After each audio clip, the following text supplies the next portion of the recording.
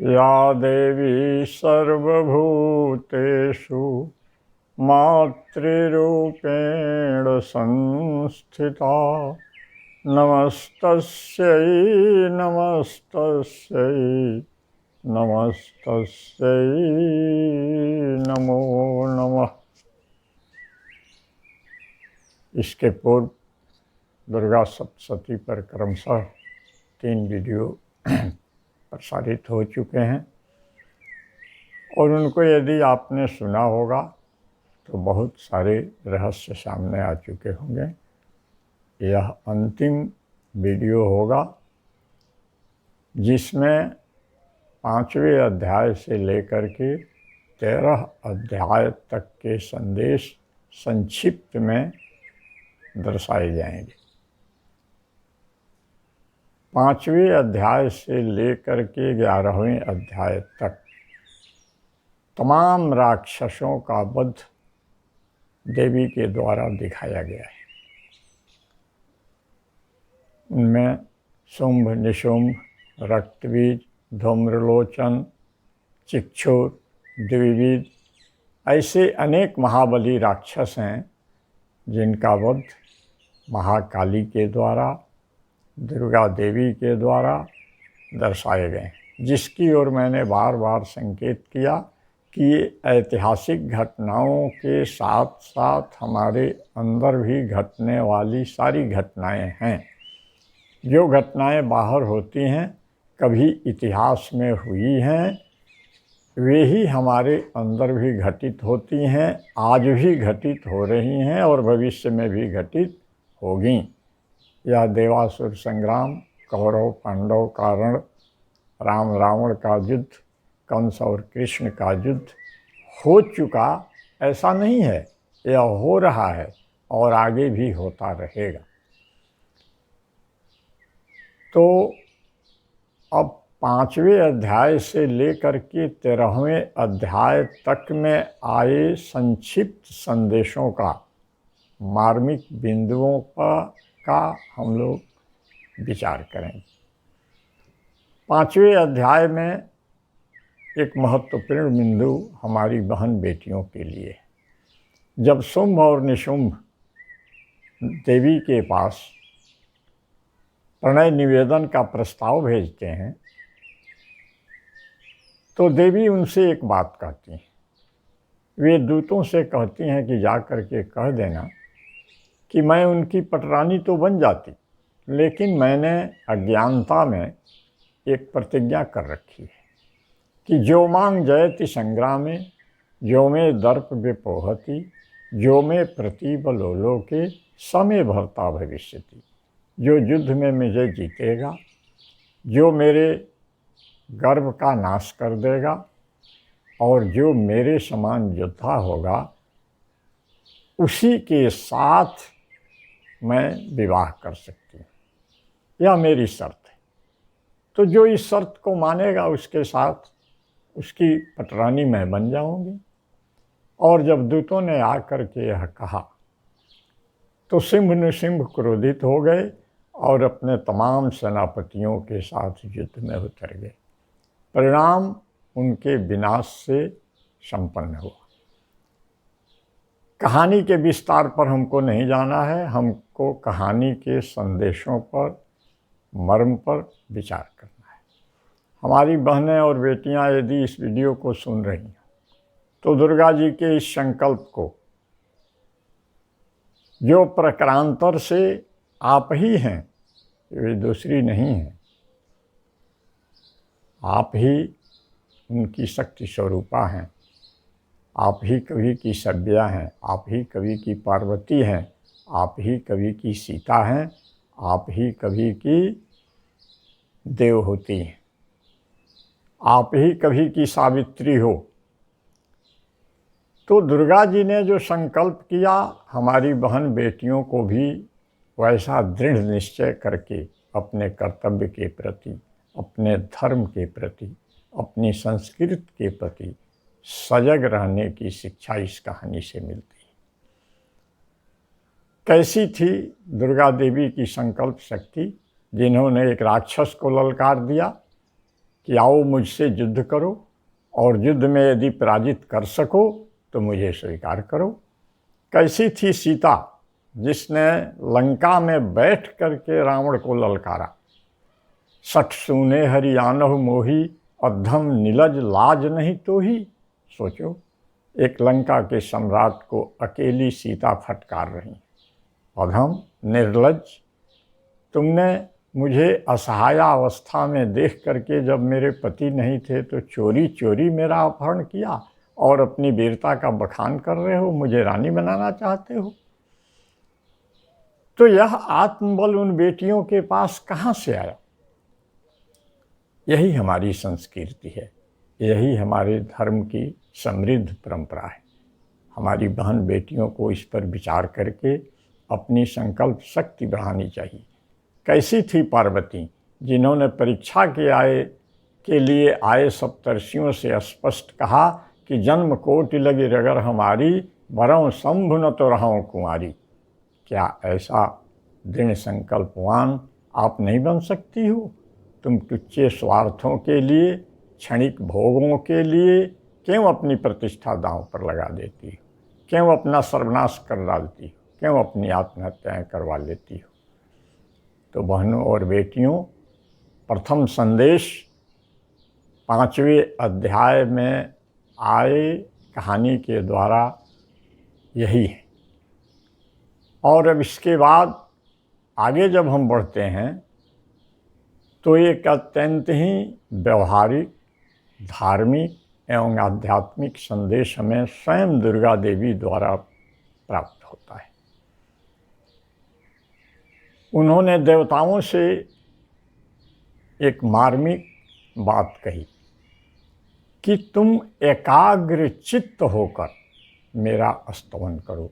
जो भी साधना करनी है, जो भी प्रार्थना करती हैं, जो भी स्तुति करनी है, एकाग्र चित्त होकर के करो। अध्यात्म और धर्म की बात किनारे कीजिए। पहले यह सोचिए कि व्यवहारिक जीवन में आप जो भी कार्य करते हैं, चाहे खेती करते हो, व्यवसाय करते हो, नौकरी करते हो, या हमारे बच्चे शिक्षा का अध्ययन करते हो, कोई उच्चतम लक्ष्य बनाए हों, तो क्या एकाग्रता के अभाव में वह लक्ष्य हासिल किया जा सकता है? क्योंकि हमारे अंदर जो ऊर्जा है वह अनेक प्रकार से बिखरती जाती है। हमारी इंद्रियों के माध्यम से हमारे भीतर की ऊर्जा निरंतर क्षीण होती है, और यदि उसी ऊर्जा को समेट करके हम एकाग्रचित होते हैं, एकाग्रता का अभ्यास करते हैं, किसी एक लक्ष्य को बना करके किसी एक कार्य में अपनी सारी शक्ति लगा देते हैं, अपने मन की ऊर्जा को, अपने चित्त की ऊर्जा को, संपूर्ण ऊर्जा को एक जगह नियोजित करते हैं, तो उस कार्य में सफलता की संभावना अत्यधिक बढ़ जाती है। तो यह संदेश केवल धर्म के लिए, अध्यात्म के लिए नहीं है, यह व्यवहारिक क्षेत्र में भी उतना ही उपयोगी है जितना धार्मिक साधना में, जितना आध्यात्मिक साधना में। दूसरा संदेश दुर्गा सप्तशती का यह है। तीसरा यह कि मेधा ऋषि सुरथ और समाधि को एक संदेश देते हैं कि एक ही देवी, एक ही शक्ति, एक ही परम अस्तित्व ज्ञानदाता भी है, वही बंधन में डालने वाला है, वही मोक्ष प्रदान करने वाला, वही स्वर्ग प्रदान करने वाला, वही भोग प्रदान करने वाला है। इसलिए तुम एक शक्ति की शरण में जाओ। अनेक जगह अपनी ऊर्जा को मत बिखराओ, अनेक जगह अपने बुद्धि को मत बिखराओ, अनेक जगह अपनी मानसिक शक्तियों को मत बिखराओ। केवल एक पर भरोसा कर लो, एक की शरण ले लो, एक पर विश्वास कर लो। इसी को गोस्वामी तुलसीदास ने लिखा है कि एक भरोसो एक बल, एक आस विश्वास, एक राम घनश्याम हित चातक तुलसीदास। तो बंधुओं, हम एक परम अस्तित्व पर भरोसा करें, अगर दुर्गा जी की ही पूजा करते हैं तो एक उस पराम्बा पर भरोसा कर ले। रामकृष्ण परमहंस भी तो मंदिर में बैठ करके जगन माता के रूप में ही उस परम अस्तित्व की आराधना कर रहे और वे परमहंस हो गए। आज भी तो बहुत सारे पुजारी बैठ करके दुर्गा मंदिर में पूजा करते हैं, पाठ करते हैं, लेकिन परमहंस जी जैसा तो कोई नहीं बन सका। तो कहाँ मर्म है, कहाँ राज छिपा है, यह विचार करने की बात है। यदि हनुमान जी की ही साधना करते हो, हनुमान जी को ही अपना सार सर्वस्व मान लो। मेरे गुरुदेव स्वामी गरहानंद जी महाराज कहा करते थे कि यदि मिट्टी की मूर्ति की ही पूजा करते हो तो उसी को सार सर्वस्व मान करके 6 महीना करके अपनी निष्ठा एकत्रित करके देखो, भरोसा करके देखो, विश्वास करके देखो। वह जड़ मूर्ति ही तुम्हें किसी चेतन मूर्ति को खोजने के लिए विवश कर देगी। लेकिन एकाग्रचित्तता के अभाव में, समर्पण के अभाव में हम अपेक्षित सफलता नहीं प्राप्त कर पाते। यह तीसरा संदेश। और चौथा संदेश सुरत और समाधि की साधना पद्धति से प्राप्त है। वे जब देवी की उपासना शुरू करते हैं, उस परम शक्ति की साधना शुरू करते हैं, तो सबसे पहले वे अपने आहार को नियंत्रित करते हैं। 13वें अध्याय में दुर्गा सप्तशती को उठा करके पढ़ लीजिए। उसमें स्पष्ट लिखा है कि निराहारो जताहारो तन्मनस्को समाहितो। यह हमारी साधना पद्धति की निराली प्रक्रिया है, अनोखी प्रक्रिया है। आहार शुद्धि, सत्व शुद्धि, साधक के लिए अन्न की शुद्धि, अर्थ की शुद्धि परम आवश्यक बताई गई। तो धीरे धीरे वे आहार को नियंत्रित करते हैं। आहार भी तो भोग में आता है और भोग योग में बाधक है, यह सभी जानते हैं। किसी भी प्रकार का भोग योग में सहायक नहीं होता और रोग कारक होता है। तो धीरे धीरे आहार को उन लोगों ने नियंत्रित किया। जताहारो, परिमित आहार लेना शुरू किया, यानी संतुलित, स्वास्थ्यप्रद और जो आहार हमारी साधना में उपयोगी हो सके। इसका निर्णय आपको खुद करना है। आप स्वयं विचार कर लें कि हमें कैसा आहार लेना है, यदि हम आध्यात्मिक साधना शुरू कर रहे हैं या कोई धार्मिक कृत्य कर रहे हैं। और उसके बाद कहते हैं कि तन मनस्को, यानी हम जिस किसी भी इष्ट की आराधना कर रहे हों, जिस किसी भी मंत्र की साधना कर रहे हों, उसमें अपनी पूरी मानसिक शक्ति उड़ेल करके तत्स्वरूप बन जाए। हमारी साधना पद्धतियों में कहा गया कि शिवो भूत्वा शिवम जजे, शिव बन करके ही शिव की उपासना की जा सकती है। रामकृष्ण परमहंस ने अनेक पद्धतियों से साधना की। उन्होंने इस्लाम धर्म की पद्धति से भी साधना की, ईसाई धर्म की पद्धति से भी साधना की। एक बार जब मैं उनकी जीवन लीला पढ़ रहा था तो उसमें लिखा है कि जब वे हनुमान जी की उपासना कर रहे थे तो पेड़ों पर बैठे रहते थे, दिन भर उसी पर से, पेड़ पर से ही पैखाना कर देते थे, पेशाब कर देते थे।